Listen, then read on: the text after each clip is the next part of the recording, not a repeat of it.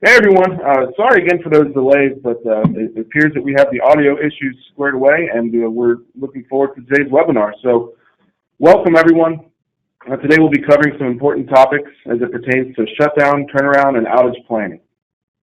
Now, as you all already know, a lot of focus is put on the scheduling and the execution of what we'll refer to as STOs, or shutdowns, turnarounds, or outages.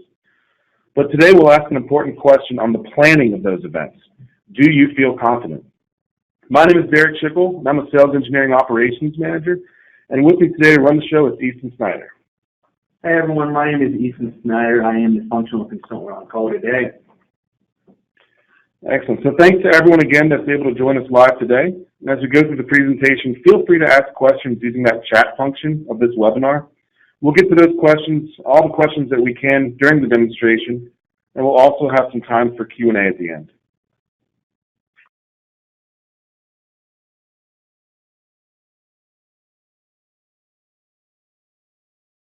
So for those that aren't familiar with us, we are Prometheus Group.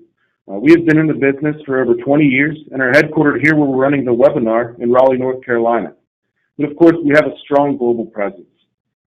Now, our mission is to simplify and streamline enterprise asset management and to optimize your maintenance and operations through the use of our integrated and intuitive software. We are pleased to count the most successful asset-intensive corporations across multiple major industries as Prometheus Group partners. And this slide provides just a glimpse of some of the incredible companies that trust us here at Prometheus Group to streamline their maintenance and operations. You'll see oil and gas, chemical, pulp and paper, mining and metals, utilities, food and beverage, all major industries represented here in just, again, a small snapshot of the Prometheus Group family. Now, before we dive in, I want to present the bigger picture. There are 6 modules of the Prometheus Platform that can really help you achieve those world-class goals in all areas of asset management. Now, the Prometheus Platform is a gateway for information to flow from different groups in your organization, whether it be projects, operations, maintenance, safety, and of course, your turnaround staff. All of this data also integrates directly with your ERP system to keep a single source of the truth. Prometheus Group, we offer unparalleled integration between the different modules of our platform to ensure that consistency and transparency of data across these different groups is achieved. Now, today we'll be focusing on the turnaround and outage management module of the platform, but keep in mind the interconnectivity and seamless integration across all these different modules. Now, to start talking about the specific topics at the table today, I want to take a look at the timeline of a shutdown, turnaround, or outage. As you can see, this can span for months or for some of our customers, even years. While intense focus is placed on the scheduling and execution, there's often a lot of uncertainty during the planning phase, which, as you can see, is a vast majority of the timeline. And throughout this planning phase, you have milestones such as scope freeze, material procurement. But how do we ensure that scope freeze is honored? How do we ensure that the appropriate items to creep onto the scope after the freeze? How do we know that contractors or internal staff is doing what they need to procure the materials in time? To answer these questions and more, we'll hand it over to the expert, Ethan Snyder. Hey guys, as everyone mentioned, my name is Ethan Snyder. I am the functional consultant here on call once again. As Derek has mentioned, what we want to make sure you guys understand and what you know is that you're going to be ready for this shutdown, this turnaround, or this outage. So I'm going to be using all 3 of those words interchangeably this entire demonstration. So please, don't get caught up on the terminology. It's all configurable on how we present it to you. So starting off, a lot of the major pain points that a lot of our customers go through is actually building of the scope. A lot of the times there's not much standardization that's going to be going into these buildings of the scope. Some people are going to be doing it through Excel. Others will be doing it on the sheets of paper for that scope request. And there's a lot of loss in translation. Following that, because there isn't any of these standardizations, there's not a lot of justifications or consequences associated with them. That's going to cause a lot of problems as far as your approvals go. How is any approver going to know what action needs to be done now versus what can be done once scope is, once your shutdown is over with? Moving forward, we also need to know what is going to be scope creep. So anything that happens after scope freeze, obviously in an ideal world, we would not have any scope happening after a certain date. But as everyone knows, there is going to be some forms of scope creep. Whether it's going to be after we set the date or while we're actually doing the shutdown, we want to make sure that we have available time and resources to go through these necessary approvals. Next, we want to point out that a lot of the times, with a lot of our customers, there's going to be contractors in your system. Now, you're not going to want these contractors to have access to your CMMS necessarily or your EAM system, but they're still going to need to be able to get in the system. They're still going to need to be able to create scope, and we're going to be going over how we're able to justify that as well. And lastly, as we've already mentioned, we're going to need to go through those proper approvals. So without further ado, let's kind of talk about those and bring up those points with our live demonstration here. What you'll see here is our web-based solution. We've got a variety of web-based solutions now, all integrated within one another, as Derek has mentioned before, making these all extremely powerful tools working together. So starting off, that very first point we had on our slide was the fact that there is no standardization amongst creating scope. As I mentioned, people are going to be doing these in notebooks, they'll be doing it in Excel before having access to this STO manager. Now we have required fields that are going to read back directly to your CMMS or your EAM system that can actually pull in that information from those systems as well. Through filling out these required fields, my approvers can actually determine whether this scope will need to be completed or not. As I mentioned, we can pull in from those other systems. So maybe you're in SAP and you want to add a notification attached to this scope request. Maybe you're in Maximo and you want to attach a service request or an asset. We can do all of that, pulling that information in directly from that CMMS or EAM system. Furthermore, we're going to want to know things, standardizing these processes such as the equipment condition. Now, this is not an all ends list. These are just some examples that we have in our demo system. It's completely configurable. We want to make sure that this morphs around your current system. So don't get caught up on a field that you don't see in here that you might want to see, or a field that you see in here and you don't want to see at any point. Yeah, that's a great point. One thing I want to really stress is that, if you're familiar with SAP, this may be a field that you're familiar with already. However, that field may have a catalog of values that is way too much for the user to process. Similar with Maximo, the exact same types of fields exist. With this web-based solution, as Ethan mentioned, we truly do have the configurability to make sure that the end users are seeing only the options that pertain to them to make sure that they have a seamless user experience here in this web application. No, that's exactly right, Derek. And building on top of that, we also want to make sure that, once again, these proper approval processes are made as well. So if something like, shutdown is not required is selected, the approver might know, hey, we're not going to do this during our shutdown execution. We'll go ahead and hold this off for a later date. As we mentioned before, we also have the justification and consequence codes. Again, not an all-inclusive list, but this is completely configurable to your solution. Some of our customers have a very long list of 20-plus items, whereas others only have one or two, and they fill in most of the responses in the comment sections below. The last thing I want to point out is the reasons here. Again, building that standardized response. These reasons are actually going to allow you to make sure that if you discover any work during that outage execution, that you're still going to be able to handle it or at least send it through the proper approvals. So maybe we missed this during that STO scope building period, and now it's considered scope creep. What's actually going to happen in the system to handle that scope creep is you have dates set in the background, and after a certain date passes, this will automatically force you to signify this as missed during STO scope build, scope creep, or however else you want to justify it.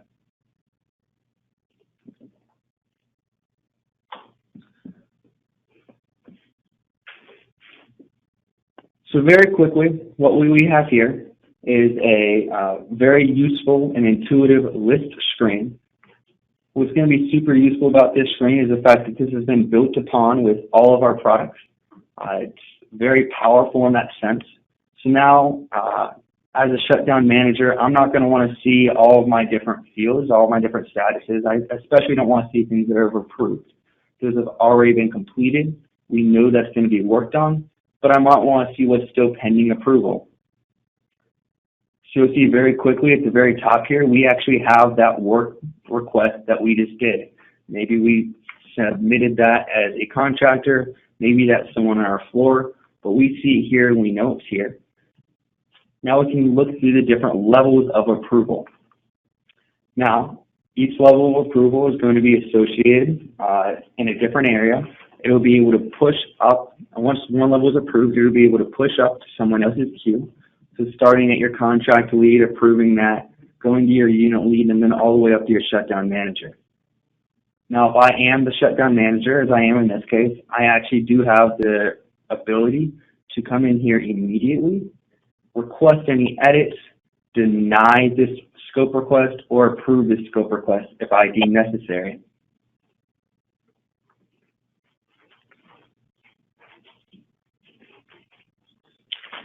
So the next thing we're going to go ahead and talk about today is actually being able to track the progress of your plan.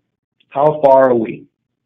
Do we have a gut feeling that we're ready for the shutdown, or do we know we're ready for the shutdown? This is going to be data-driven now. It's all going to be held in that one true source of information known as STO Manager. Next, we have exception-based management. Again, as I mentioned before, we're not going to want to see things that have already been approved as a shutdown manager, as a unit lead. We're only going to want to see what we have to work on, what else needs to be approved, maybe what other materials need to be ordered. The last thing I want to point out here is the limited functionality of your CMMSs and EAM systems. We won't have that. We're online. We're on the web. We're able to really do anything that's going to be necessary. We'll be able to configure it to your needs. It's going to be a solution that's going to be based around your current system. And there's going to be a lot in here that's really going to help benefit you immediately as soon as the product is implemented. So going back to those first fields that we just talked about there, being able to think versus know that I'm ready, that gut feeling versus that data-driven. Rather than saying, hey, I think that I'm ready for my shutdown, I can now say, hey, I've actually only completed 32% of this area of my shutdown. Across the board, I'm less than 50% of the way. Now, if I'm only 1 or 2 months into my planning of the shutdown, that might be okay. If I'm towards the end of my shutdown planning period, I might say, hey, this needs to be higher. Furthermore, we can dig into different levels. So I could go ahead and I can look at any unit, I can look at any equipment. My favorite thing to do is always look at the different contractors we have working on this job. So again, knowing that gut feeling versus data-driven, I can look at someone like Jones Welding and determine, hey, they're actually not completing a lot of their work. Now we have data to back us up to force that face-to-face conversation with them, ask them what's going on, and maybe actually proceed with a different contractor on any further shutdowns. Yeah, Ethan brings up a really good point there. Gut feeling versus data-driven. That is an extremely important differentiator when it comes to, as he mentioned, knowing that you're ready for your shutdown. It truly takes the guesswork out of this and ensures that you always have not only data transparency, but data accuracy to get the gut feeling out of it and go off of data-driven metrics. That's exactly right. And then going back to those scope approvals that we went through before, we can actually, once again, look at some of the limited functionality you have with an EAM system and really completely just, work around that. We can now see what level of approval our scope requests are in. So again, at the beginning of your shutdown, everything should be somewhere near your contract lead's position of scope request approvals. But towards the end of my shutdown, if I get to maybe a few weeks before the shutdown is supposed to begin, and I don't have everything in the shutdown manager position or in the complete position, we might have some problems. We now know this. We can now see this visually, and we can go ahead and take action on it. dig into what contractors need work, and again, force those face-to-face conversations. Now, for those of you who are familiar with some of our other solutions, such as our ERPA Advanced solution, you might be a little familiar with Mac. Well, we've also brought Mac to the web. The reason we did this is because what we find, while a lot of customers do end up using our planning and scheduling solutions to plan those out, other customers still like to use things like Primavera for their STOs. The problem with that is Primavera is not going to be your primary source for materials. It's got some limitations in there that we're really able to overcome ourselves. Next thing with materials is we want to make sure that those contractors can put in their own materials if they absolutely need to. We also want to give them access to be able to look in our material master, which they won't be able to do unless they have that CMMS login that we talked about before, which is going to be extra license costs and everything else on your end. Furthermore, like all the products on here, we want to make sure that all of these components that we're going to be assigning to different jobs can actually be approved. We don't want every component that's put into the system by a contractor, by a technician, or whoever else is inputting these materials to go directly to our CMMS. So we have approval processes put in place to ensure that everything is done in a proper setup. I would like to point out that in a lot, if not all shutdowns, there's going to be tens of thousands of different materials related to this outage. The problem with that, again, is the fact that being able to manage those and make sure you know you're ready by knowing you have all the materials available is you can't really do that in a lot of the solutions. We're going to go ahead and we're going to tackle that and show you exactly how we're able to solve that with this Mac solution here as well. So going back again to that exception-based management, I can very quickly filter all my work orders at the bottom here by clicking on bombs that still need to be created. You'll see all those work orders are filtered down. I can right-click and create any one of the bombs that I absolutely need to. And now we have a few options as far as creating bombs go. The first option, many of you are going to be very familiar with, is our material shopping cart.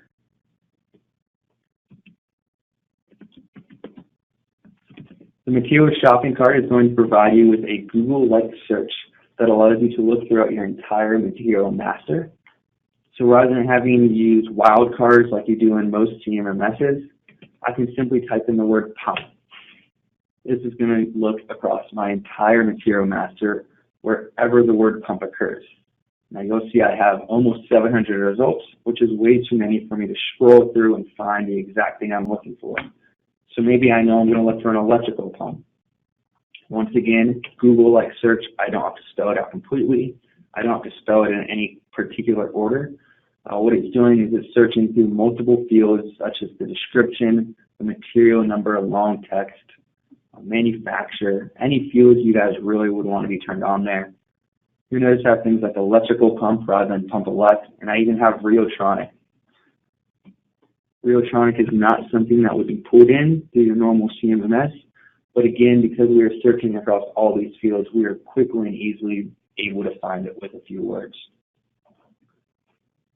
And this is one example of truly the fluidity of the Prometheus platform. It's one thing to create point solutions to resolve one issue, but it's another thing to take different aspects and different components from other solutions. If you're familiar with our scheduler and our planning and scheduling enhancements, whether it be for SAP or Maximo, this may look very familiar to you, and it is, because it's the exact same solution, and it's the interconnectivity of the Prometheus platform. Yep, and then building on top of that as well, we mentioned in the earlier slide that you're still going to want contractors to be able to come in here and add those materials, but you might not want to give them a CMMS login. Or to tackle that, you can actually go ahead and have these contractors look throughout your bombs if you would like, so that they can determine what equipment or what asset or what location they're going to be working on. They can pull up those bombs, they can pull up those spare parts lists to ensure that they're selecting the right parts for whatever job they're working on. What a lot of customers end up actually doing and preferring, we found, is actually using an Excel sheet. Most of contractors already have Excel sheets full of all the materials they have. They're the ones that know what materials they need, so just let them handle it. You can go ahead and you can verify these templated Excel sheets against your material master, where we can actually quickly and easily see if any one of these is not in our CMMS system. It's not going to be in our material master. If that's the case, we can either eject it or do further digging. But again, now we know that that material is not there. We know that we're going to need it for a shutdown. So let's see what the next step is to make sure we can get it ready.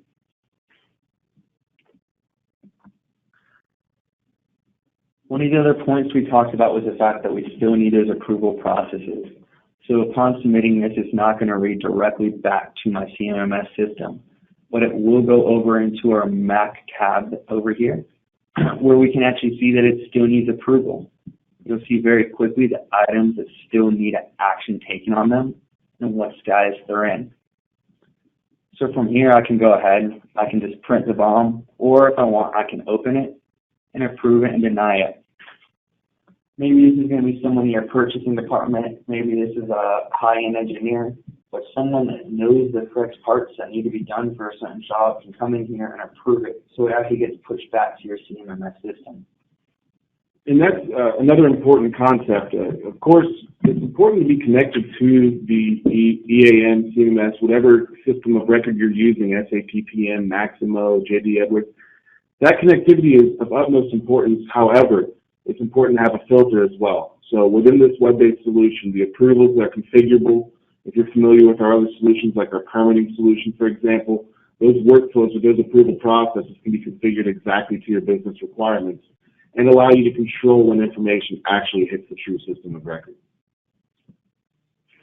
That's right, and one of the things I want to point out here as well is anytime that you do make a change in either of these systems, they will read back and forth as necessary as well. So you're not going to have any problems with information being put in the wrong spot from someone like your true employees. But now that we know that this is the correct materials, right, we're that purchaser, we're that high-level engineer, and we know that we have the right materials for this job, we can go ahead and approve it to make sure that the team can actually start getting these materials ready for us. Now, the message we said before is that there's going to be tens of thousands of different parts associated with any of these shutdowns. That always stands true. There's always going to be hundreds of parts. Once again, we're not going to want to see what parts have been approved through this quick stoplight functionality. We could see what parts are approved. It gives us a very quick green light here, but that's not going to be necessary.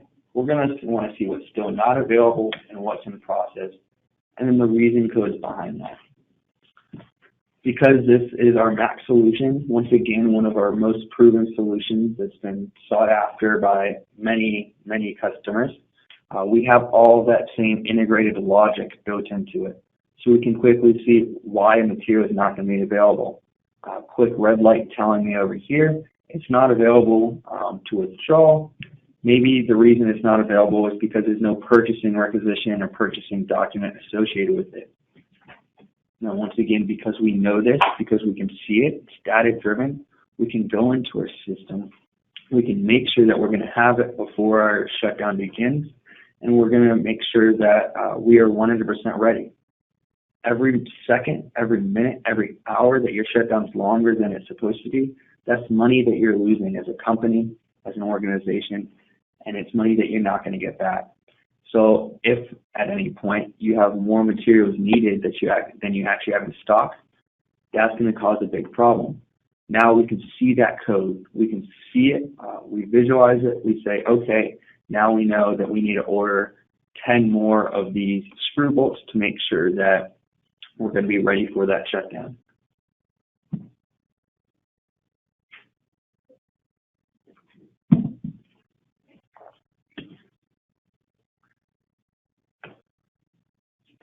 The last thing we want to go over with you guys today is more based on that contractor planning and execution work once again.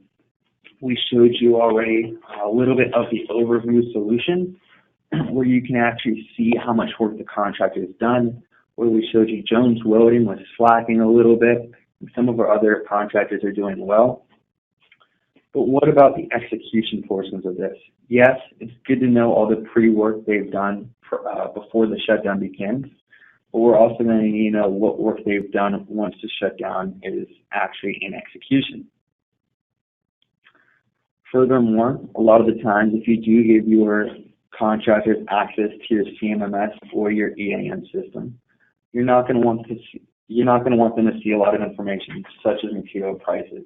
That can cause a lot of problems for some of our bigger customers. So because they're only going to see in the STO manager solution, we're very easily capable of limiting their access in those areas. And the last point I want to make here is, once again, that work execution phase of these contractors. I don't know how many of you guys have ran into this solution like me, but there's been times I've been on a shutdown and I was trying to figure out what the contractor was doing. So I called him on the radio, didn't pick up. Called him on the phone, didn't pick up. That then required me to walk around for an hour or 2 hours going out there finding him. This is time I'm wasting figuring out what he's trying to do. We're not going to be able to see what work they're doing as they do it to really clear up any of that confusion. So starting off with that pre-work that we talked about before, very user-friendly screen. Right from the get-go, I can see how much of this work has been planned out, 0% up to 80%, and hopefully these jobs are 100% done before our shutdown begins. But I can then dig in and see what areas still need worked on. So maybe we need to assign our primary contractor. Maybe we can go ahead and we can see that materials are going to need to be ordered for this, or more importantly, that we're going to need an engineer for this job. What this is doing is going into that status field, and every time we throw something out, it's starting to input more status completeness into our job plan. It's making sure that, hey, right now we're 9% ready, but the overall goal is we want to be 100% ready. Again, it's that data-driven, knowing that we are going to be ready for that shutdown. And that's an important example that Easton mentioned. It happens everywhere that all of our consultants like Easton have been. Is you spend a lot of time walking around just trying to get information from somebody. And oftentimes, even that information may not be as accurate if you're referring to a system of record like this solution. So not only does it make your time and make you spend your time on things more valuable, but it also makes the transparency and the accuracy of the data higher as well. That's exactly right. And back to that point a little bit more, going into our packages here, once again, we can kind of see where the contractors are at with certain jobs. We now know we have a quick checklist to say, hey, my contractors have actually went ahead and they've verified the checklist, they've verified the documents, or maybe they haven't. Maybe they rejected it. They're not going to do mechanical testing on this component. We now have that information. We can go ask them why. Hey, our engineer said this needs to be done. Jones Welding over here, once again, you said this doesn't need to be done. Why are you rejecting this? It's that data-driven information, all provided for you on one easy-to-use product. Again, being that we're on the web, we have all that same functionality that we're going over. We have the ability to quickly group different fields. So if we want to break this down by company, which a lot of people like to do, we can actually see what jobs Jones Welding has started. We can see what jobs any of our different contractors have started. And if we are that contractor, we can come in here and approve or reject those different areas if we need as well.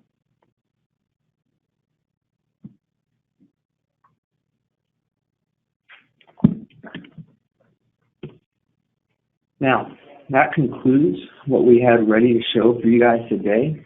We're going to go ahead and pause our video and our mic here for a second to let you guys have a second to submit any questions you've had throughout this demonstration, throughout this presentation, and we'll come back to you in a minute here and answer those all in order.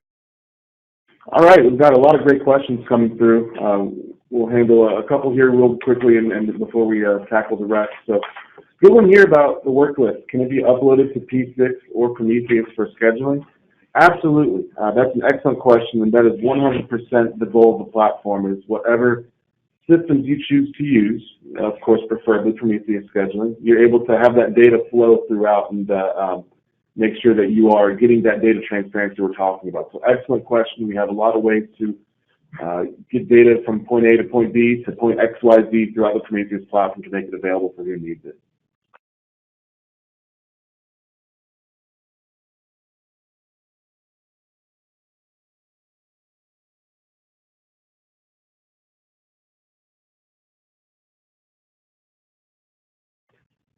Another good question that was actually fairly related to what Derek just answered there. As far as the platform goes, it was asked, can you integrate with any EHS softwares for permitting and isolation? The answer to that is yes, it is all part of the platform. We have and can integrate with any of those solutions across the platform for any of your planning and scheduling solutions, for any of your EHS solutions that you guys might need. Good one here about languages. Obviously, a global company, plenty of global companies represented on this webinar. We handle common core languages of, first and foremost, SAP Plant Maintenance and Maximo as well. This solution is available in a handful of languages, your Portuguese, your Spanish, of course, covering this region.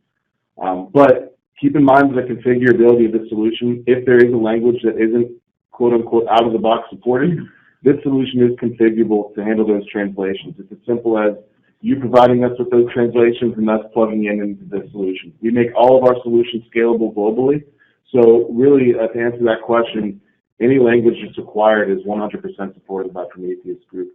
Some languages just might require a little bit of input.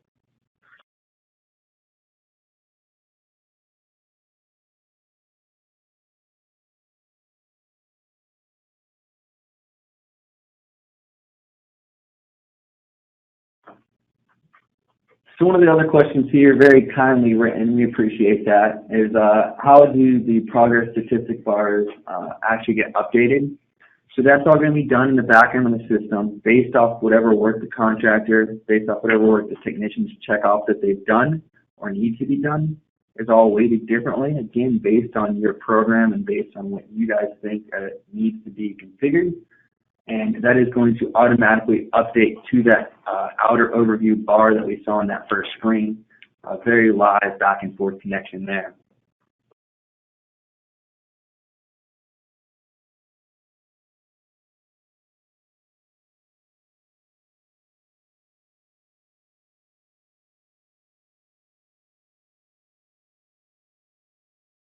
Here's one that's not necessarily a question, but a comment that I found amusing. It simply states 24 months LOL. And that really hits home with me because the idea of planning a shutdown 24 months in advance, in my experience in the tire and rubber industry, is laughable. We were lucky to get 24 hours. However, we do have a lot of customers, for example, the nuclear industry, oil and gas. A lot of those industries do require 24 months, maybe on the lower end of how early they start to plan for their shutdown. So that's funny. I appreciate that comment, and just understand that this solution is scalable for those that, in my experience, were lucky to get 24 hours, and also those industries that require 3 years worth of planning for shutdowns and events. All right, guys, so we are getting a lot of questions here, really good questions, and we do want to make sure we're going to address all of these. Fortunately, we won't be able to answer them all right now. We're going to go through a few more really quickly, and then we'll go ahead and wrap it up and make sure we get these answers to you at a later date. One of the questions we got here, though, is can it pull the materials from SAP in the BOM list? I get that it can push it, but can it pull it as well? As I mentioned in the demonstration, yes, what it's actually doing is it can communicate back and forth with any of your CMMSs. So if you do go ahead and add components in the Components tab, for instance, in SAP, it'll actually translate back out to this STO Manager solution as well. All right, we'll do a couple more questions and understand that we will be reaching out to those to answer questions you do not answer during this webinar, so don't worry about that. We do have a few questions coming in pertaining to scheduling. They're excellent questions, and we do want to address those, but we want to make sure that we're staying on topic of the STO Manager solution today. To be clear, the STO Manager solution is around the planning portion of the shutdown. We do have other solutions that assist with the scheduling aspect, so please reach out, and if you have a question about that today, we'll be reaching out as well. So we'll be happy to show you examples of solutions pertaining to scheduling of not only shutdowns, but projects, routine maintenance, etc. So I don't think we're going to those questions about scheduling. We will address them with you directly. Hey guys, still lots of really good questions coming in. We're going to go ahead and we're going to answer one more really quickly, and then we'll make sure we address the rest of these at a later time. So the question is budgeting information available to us with this solution? The answer is yes. Over in that overview chart, I didn't show it today, but there is budgeting capabilities where you can quickly see your estimated costs versus planned costs and actual costs.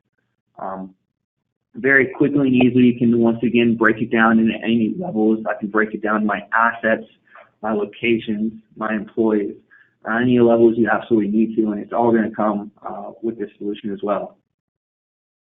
Everyone, thank you so much for the interaction that you've had with this demonstration. We really appreciate it. Great questions coming through. I apologize. I know we didn't get to all of them, but like you mentioned a couple times, we'll get it, so don't worry about that. Again, these questions that are coming through, I really think that a lot of you will benefit from a tailored demonstration. So even if you didn't submit a question but would like more information, please reach out to us.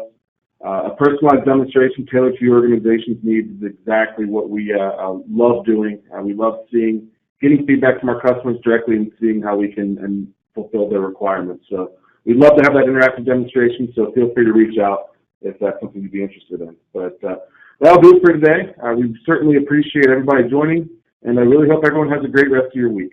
Thanks, everyone.